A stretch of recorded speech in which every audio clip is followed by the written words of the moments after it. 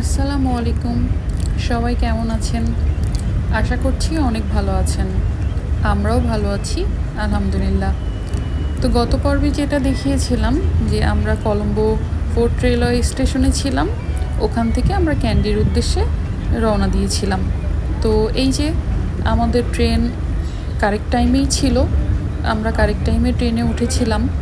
দেন এখন যে ভিডিওটা করছি এটা ট্রেন থেকে ভিডিওটা করছি।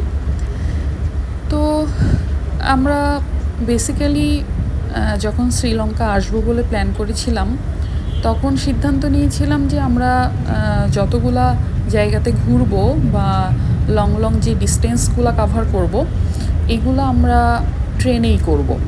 কারণ আমরা আসার আগে কিছু ভিডিওস, ব্লগস অথবা বিভিন্ন ধরনের ইনফরমেশন যেগুলো নিয়েছিলাম, তো সেখান থেকে সবাই যেটা বলছিল বা আমরা দেখেছিলাম যে এখানকার ট্রেন লাইনগুলো অনেক ফেমাস, ট্রেন জার্নিগুলো অনেক ফেমাস এবং সব জায়গাতেই কম বেশি ট্রেনের অ্যাক্সেসটা আছে। তো এই কারণে যেই আমরা ট্রেনেই সব জার্নিগুলো করবো এরকমই প্ল্যান করেছিলাম। তো যখন আমরা কলম্বো সিটি ঘুরতে আসছিলাম, তো তখন আমরা ফার্স্টেই স্টেশনে আসছিলাম।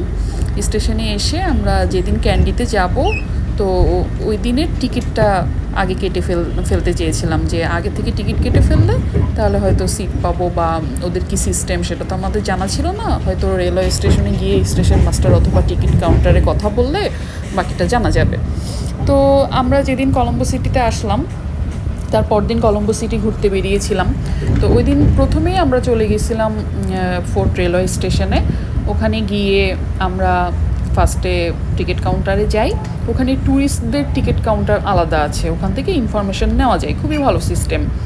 তো ওখান থেকে আমরা শুনলাম কিভাবে টিকিট কাটতে হবে, ফার্স্ট ক্লাস কত। ফার্স্ট ক্লাসে ওদের শুধু ফার্স্ট ক্লাসে এসি থাকে, সেকেন্ড আর থার্ড ক্লাস লোকাল টাইপের।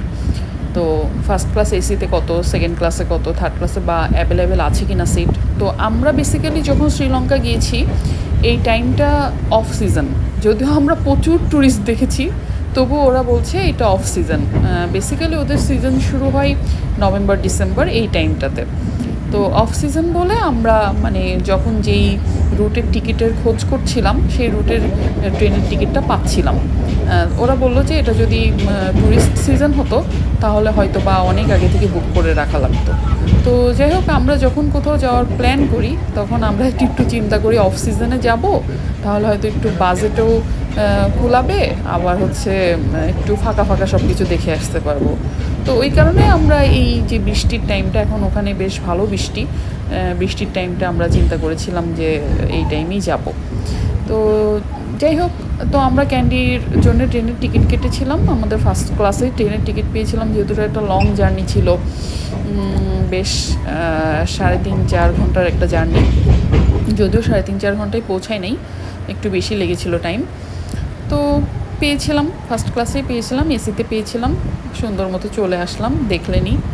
আর আস্তে আস্তে বেশ রাত হয়ে গিয়েছিল। তারপরে আমরা হোটেলে উঠে গিয়েছিলাম। এই যে রাতের দৃশ্য, আমরা হোটেল থেকে একটু নিচে নেমেছিলাম, তখনও বৃষ্টি হচ্ছিল। তো এই যে আশপাশের যে দৃশ্য সেটা আমরা ভিডিও করছিলাম। আর ওখানে ওই যে নোটগুলো যেগুলো ভিডিও করলাম, ওখানে ভিডিও করার একটা কারণ হচ্ছে ওইখানে বাংলাদেশি নোট রয়েছে। বাংলাদেশি একটা 10 টাকার নোট দেখে খুব অবাক হয়েছিলাম। তো এই তো আজকে এই পর্যন্তই। সবাই ভালো থাকবেন, টাটা। আর ভালো লাগলে লাইক, কমেন্ট, শেয়ার আর সাবস্ক্রাইব করে দিবেন। ধন্যবাদ। ও হ্যাঁ, আরেকটা কথা বলতে ভুলে গিয়েছিলাম। আমরা কলম্বোতে যেরকম এয়ারবিএনবি বুক করেছিলাম, আমরা কিন্তু ক্যান্ডিতে এয়ারবিএনবি আর ভালো মতো পেয়েছিলাম না। পরে আমরা booking.com থেকে একটা বুক করেছিলাম খুব তাড়াহুড়া করে। তো মোটামুটি ভালোই ছিল, আলহামদুলিল্লাহ।